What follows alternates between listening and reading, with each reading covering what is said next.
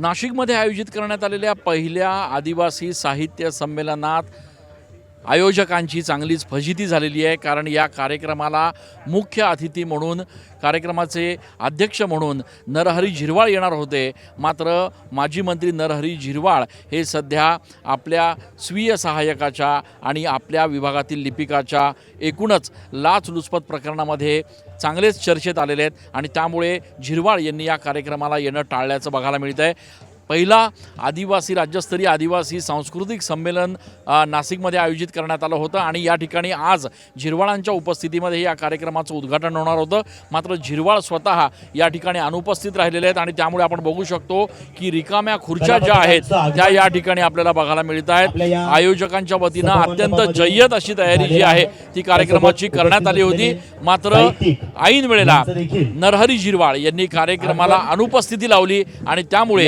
या ठिकाणी अगदी ग्रामीण भागातून जे आदिवासी बांधव या ठिकाणी आले होते त्यांना या ठिकाणी प्रतिसाद देण्यासाठी, त्यांच्या कलागुणांना वाव देण्यासाठी, टाळ्या वाजवण्यासाठी उपस्थित मात्र कोणीही नसल्याचं बघायला मिळत आहे। या पहिल्या साहित्य संमेलनामध्ये ग्रामीण भागातून आदिवासी बांधव जे आहेत ते या ठिकाणी सहभागी झालेले आहेत, आपल्या कला संस्कृती त्या सादर करतायत। मात्र या कार्यक्रमाला अध्यक्ष म्हणून नरहरी झिरवाळ आलेले नाही आहेत आणि त्याच्यामुळे या कार्यक्रमाच्या अध्यक्षस्थानी झिरवाळ न आल्यामुळे आपण बघू शकतो की उपस्थितांनी देखील या कार्यक्रमाकडे पाठ फिरवलेली आहे। त्यामुळे या पहिल्याच आदिवासी साहित्य संमेलनाला रिकाम्या खुर्च्या आणि रिकामं व्यासपीठ असं चित्र बघायला मिळत आहे। थोड्या वेळाने फोन केला होता, साहेब येणार आहेत असं आम्हाला त्यांच्या पेकडनं कळालेलं आहे। थोड्या वेळाने कार्यक्रमाला सुरुवात होईल। सध्या तरी आम्ही आता ग्रंथदिंडी काढलेली आहे।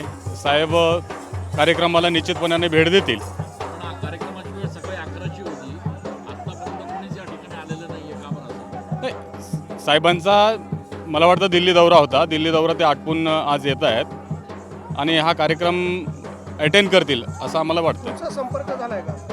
आम्ही PNशी बोललेलो आहे, येणार आहेत कार्यक्रमासाठी। नाही, साहेबांशी थेट संपर्क झालेला नाही। साहेबांशी संपर्क अगोदर आम्ही निमंत्रण दिलेल्या होत्या, नियोजित कार्यक्रम होता, त्यामुळे ते येतील असं आम्हाला वाटलं होतं। फोन लावला का तुम्ही? नाही, PNशी बोलणं झालेलं आहे आमचं। कोण पी आहे, कोणाशी बोलणं? त्यांचे जे PA आहेत आपले राजू, ते राजून त्यांच्याबरोबर आम्ही चर्चा केली। कोण? राजू दादा आहेत म्हणून आम्ही त्यांचे संपर्क जे मध्यस्थी होते त्यांच्याशी आम्ही फोन केलेला आहे, संपर्क केलेला आहे, ते येतील कदाचित। नाही, झिरवाळ साहेबांशी सध्या संपर्क झालेला नाही आमचा। राजू डेरिंगेंशी बोलणं झालं? हो, झालेलं आहे। आता त्यांना JCB ने अटक केलेली? नाही, त्यांच्याशी नाही, राजू डेरिंगशी नाही, ते आमचे राजू दादा इथले आमचे स्थानिकचे आहेत, कार्यकर्ते आहेत, त्यांच्याशी आमचं बोलणं झालेलं होतं। पहिलं असं अधिवेशन होतं आहे आदिवासींचं, सांस्कृतिक आणि संमेलन होतं या ठिकाणी। झिरवाळ साहेब या ठिकाणी अपेक्षित होते? नाही, अपेक्षित आहेतच, ते बरोबरच आहेत आणि आदिवासींचे नेते आहेत।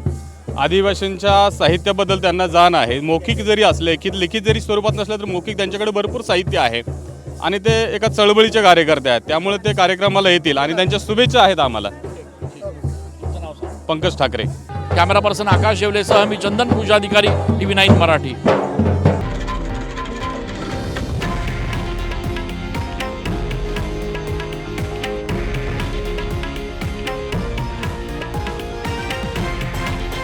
हे आहे देशातील नंबर 1 न्यूज नेटवर्क आणि आपण पाहत आहात TV9 मराठी, एकमेव।